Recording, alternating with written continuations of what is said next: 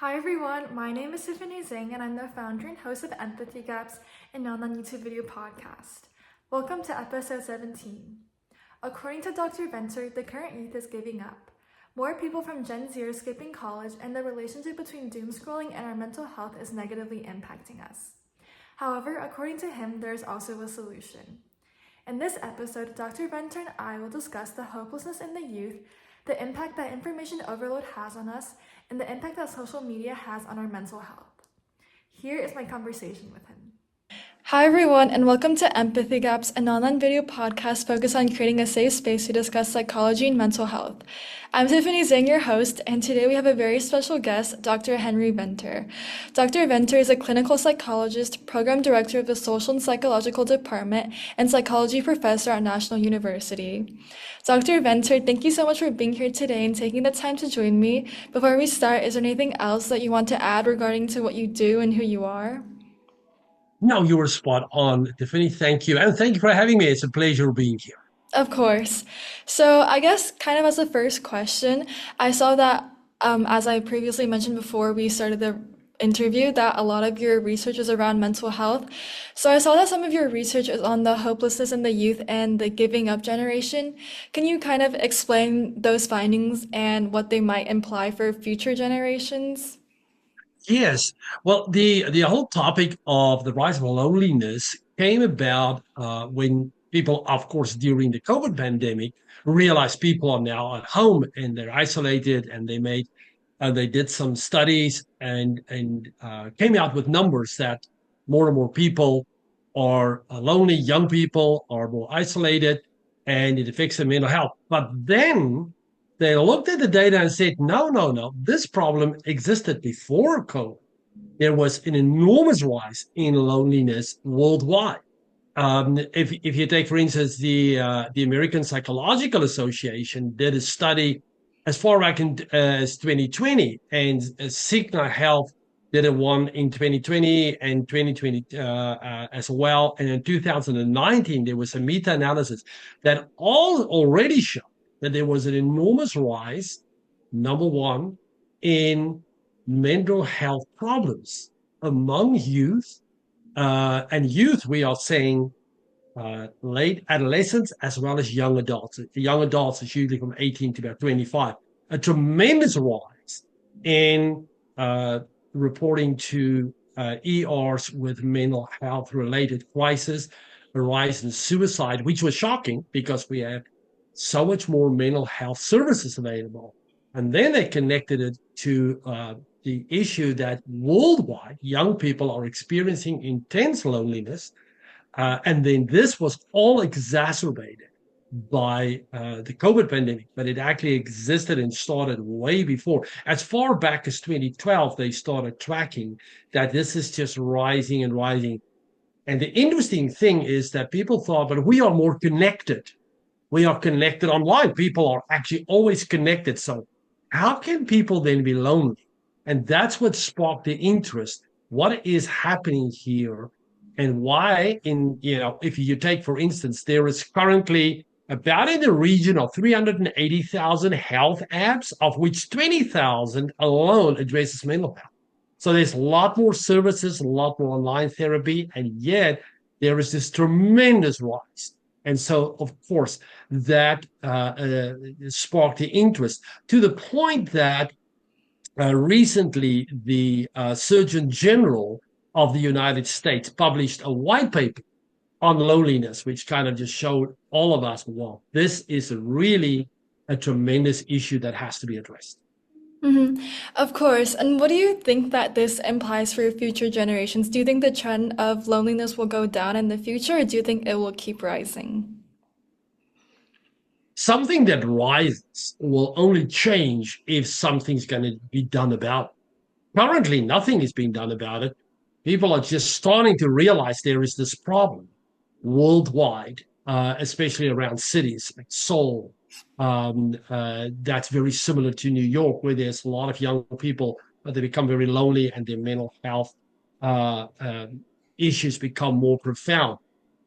So currently, we are not at a point where it's even declining. We actually have more problems on top of loneliness. You have noticed that more and more young people are referring to themselves as, well, we are a giving up generation. It's not even worth trying. You can never buy a house. It's not worth going to college. It's not even worth working 40 hours at a job. We don't want to work 40 hours because you can't get to this, so-called American dream that there was, that you can work yourself up and get out of debt. We will never get out of study debt. So, in fact, it's actually uh, becoming more serious, that, and it's spreading out to more and more problems where young people say, well, why are we even going to try to do something, because it's so hard to do this, that we're not even going to try. You will notice in the current election cycle, the big problem was how to get young people excited to vote, because they feel, where a couple of 8, 10, 12 years ago, young people were excited to vote. Now a lot of them, and I've spoken to a lot of young people during this last couple of months, and they just say it's not even worth it. Nobody's going to care for us. It's not going to change anything. But it's becoming really serious, that it's not just loneliness anymore that's being affected. It's just the whole issue of young people becoming more and more depressed, more and more worried that, and as you've noticed, young people are now marrying later. It jumped from the 20s to in the 30s. And you will, if you talk to young people, will notice that a lot of them are now saying, we're not going to have children because it's not even worth, it's too expensive. And that's something that's never been said. So this problem is expanding to more and more areas, and it's not yet fully addressed by entities such as government agencies, states, to say, we need to start doing something about this because this is becoming serious. Mm-hmm. So I totally agree with everything you said, and I know for the mental health crisis, which is what we're kind of talking about, some psychologists and researchers think that it is due to social media. Um, People have found that social media may be linked to increasing fear of missing out among the younger generation. So, what social media regulations, if any, should be like put in place to regulate or diminish its negative impact on teens? That's a tough question. What can we do to regulate? Can we really regulate people? I don't think there is a answer. We need to do more to show that something is not healthy. Years ago, the like I came to America in 1998, and organic food was not a thing yet, and unhealthy food was everywhere, because we looked at some of the food and said, well, why does all the food have all this sugar in and the corn syrup? Why does the bread has all of that? And because where I came from, we the natural used to healthier food. Then came the right education about food. More and more organic food came, and people are educated. This is not healthy. You should look into it. You should prepare more food. Now you've noticed there's a decline in buying fast foods. A lot of these diners, restaurants are closing because people are now buying food. There's this rise in companies where you can order healthy pre-made food, or people are just learning. A lot of my clients, and I have a lot of young clients, are now preparing their own food. That came about as education, when people started realizing, wait a moment, we need to look at what is in this food. And recently, I read an article about an oncologist that said that you've noticed the rise in colon cancer among young people, which baffled me. Why is that? It's now more and more linked to ingredients, in bad ingredients in food that's been used for years and years. So education is going to change that. I think we need more to do what you're doing, educate young people to say, we thought initially that this online world is our new haven. It's our new paradise. At last, we found a world where we can live out our dream. And then we get to educate. No, it's not. Nothing can replace going out and being physically connected to other people. And the problem is not so much social media, it's how it's being consumed. A lot of young people became spectators. There's a small portion of young people that is creators. They are actively busy. I look at some of the stuff they're making on YouTube and documentaries, and they are just using this. But for every one of those people, they have a million or two followers. And I think we need to look at the word followers. A follower is not an active participant. It's not. It's somebody that just looks in. So now we are just having things that we're looking at. You start Netflix, you start YouTube, you start Amazon Video. You're just looking at stuff. Now you go into your social media platforms, and you're just looking at other people. You're not engaging. You're not doing anything. You're looking at other people hiking, but you're sitting in your room isolated more and more. You're not making friends. You're not going out. And we need to educate people that there is room for social media platforms. In fact, through Facebook, we are all now connected to people that we were not even that close friends when we were in school together. Now we're closer friends on Facebook because we found people. So I'm not knocking the online world or platforms. It's very usable. It's the way that we use it. We need to change the way that we're using it. So the way that we are using food, and say, this is not healthy. I need to do to bring that into kind of a boundary and say, this can be part of my life, but it can't take over my life. A lot of young people that took over their life, and they started defining themselves through the things that they see. They're comparing themselves to people they see online. Now, a lot of people we see online, that's not the real people we're seeing. Their pictures, their photos has been edited, has been photoshopped, there's lights, there's all this stuff. It's not the picture you and I take. We just take a picture with our camera with no, yeah, but obviously I don't use makeup, and I don't even use lighting. So yeah, I look the way I look. But if you get some of the other people that young people are following, those, like for instance, there was one of the most influential people on social media. I'm not going to name names, so nobody's in trouble. But she wanted also to have a St. Patrick's Day picture, going to a bar and have like a lot of us at St. Patrick's Day, we have a picture of us drinking. And she also wanted. They rented out a bar completely for themselves. And there was a crew of 15 people with lighting and all the equipment to take one picture. You look at that and you go, oh my God, I want to be like that. You can, because that's not real. And young people need to be educated. That's not real. Follow real people and begin to distinguish between what is fake, because those fake people make young people depressed. Of course, yeah. I also think it also matters how people use social media. So, like, for example, you said that some people use social media to create stuff, which I guess can be positive. So, Yes. yes, I think it largely depends how people use social media, because some people just might be creating while others use social media to compare themselves. And you talked a lot about how education can help us kind of decrease mental health, like depression and anxiety. So, what would the ideal mental health curriculum in schools be like? Absolutely. We need to bring a mental health curriculum into schools as part of education from a very young age. There needs to be a standard course on what's going to happen to you. You are arriving in high school. By the way, what is your developmental stage that you're in now? This is your age. Young people are not educated about their developmental stage.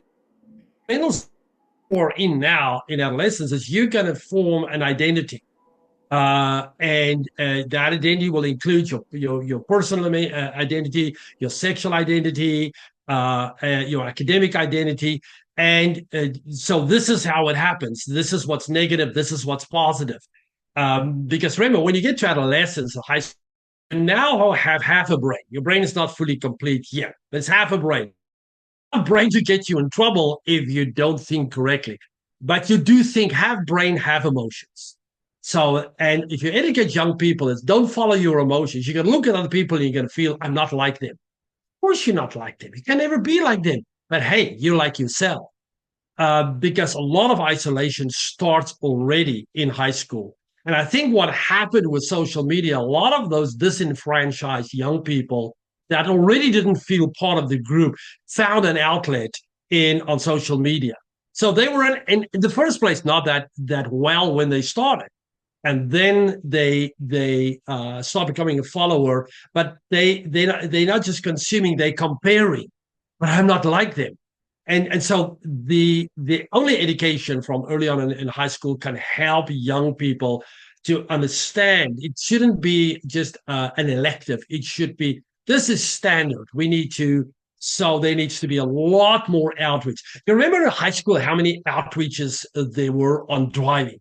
Then you remember the traffic department would come out and they would have a crashed car there on a trailer. When my children went to school, you go there and oh, here's a trailer with this wreck of a car on it. It says this is what drunk driving does. So we had a lot of education. Hey, you can't, and so that had a major impact on safety driving. We need that with identity, with what's going to happen, what are the influences that can be negative, and then the effect of social media to be educated that this is not necessarily safe. Because remember, what makes it unsafe, where previously, without before we had social media and the internet, you could go to your room and close the door and had a safe space because nobody could get in there. You put a sign up there for your parents, even don't come into my room, off limits. At least, and they respected that. And so, but now you take your phone with you. You take the whole world. You take your whole social media in your room. So effectively, we don't have safe spaces anymore for young people, and we need to educate them again that and it's in that private space where a lot of young people start being affected. And let's say they already have an issue with mental health, and that young people during adolescence can very easily become depressed, can very easily become despondent. So that those are the people that then are very, very prone to be negatively affected by social media. Taken in their room, they look at that and they become despondent. They don't have a safe space and they start harming themselves. So education, telling people just like we educate them about all the other stuff, I think becomes vital. And then we need to take it further than school. It needs to become in the media. There needs to be organizations, states that start to do. Now I know they start doing that, but they want to regulate. But remember, regulation has never stopped anything, because we have all the prisons in the world that you can have. Has that stopped crime? No. In fact, there's not enough prisons. Only education at a young age can stop crime. Same with social media. Of course, but how would you suggest implementing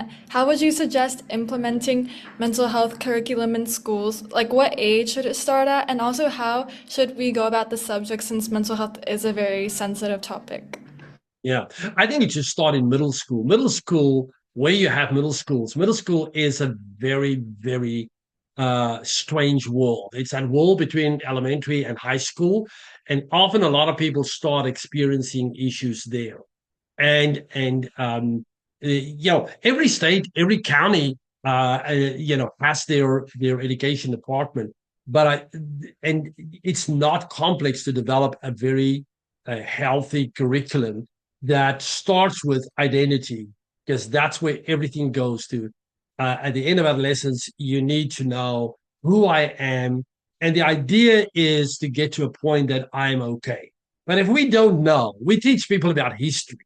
And this is how the world's put together. This is math. This is how math is put together. Why not teach them about what are developmental stages? You go through developmental stages, and these are the tasks that, like, for instance, in middle school, in that period, it's all about industry.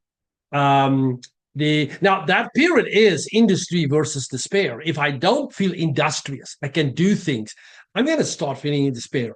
So a curriculum is school, but I think the other education part we need to have is we need to educate parents.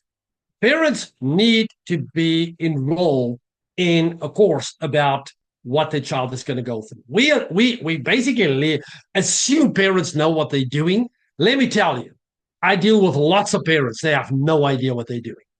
It's like we're going to buy a car and you have never driven a car before. Yeah, don't have a license, but hey, you can walk in the lot and you can drive off with a car. But nobody has ever asked you, hey, Tiffany, can you actually drive a car? Do you have a license? People can, have children, but I have 3 children. You don't get a manual. I don't was a psychologist when I had children. I became a psychologist way after my children were already in school. It's my second career. And I can guarantee you I had no idea what I was doing.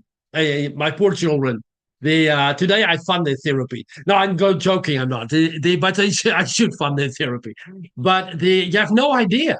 Now, my world was not as complex as the world we have today. My children grew up, we didn't even have computers. In fact, in the country where I grew up, we only had television when in 1976, when I was in 12th grade.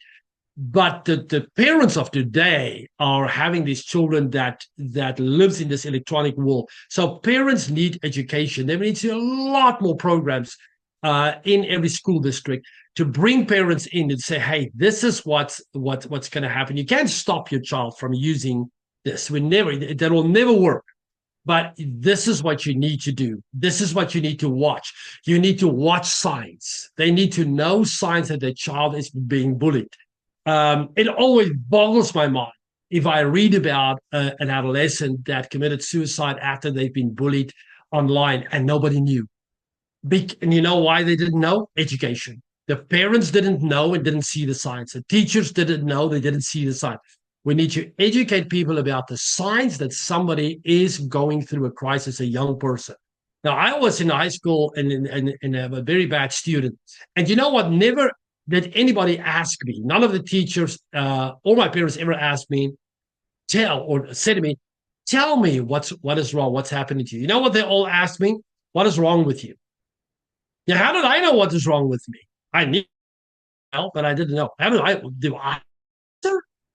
And that is the hallmark of not being have enough education to deal with your child. And I think we need to educate the children through a curriculum in school. We need to educate the parents because if we have those two, those are the two main forces that can work with the child in middle school and adolescence to prepare them better when they become young adults, to make sure that they are healthier when they leave high school and become young adults. Of course, I feel like most people only focus on mental health education for students, but I really liked how you brought the parent aspect into it because I think it's super interesting. And I guess before this interview ends, do you have any resources that anyone watching could use to educate themselves on like mental health social media for students and parents? Yeah, the nice thing about the internet is really the search engines. If you just type in Google, which is what I do most of the time, you find the most amazing resources in your area about. By the American Psychological Association, or the APA, is www.apa.org. You can find any information that you need there concerning mental health, concerning all these issues. They do a fantastic work of publishing results. I find a lot of my own research there. That is a starting point.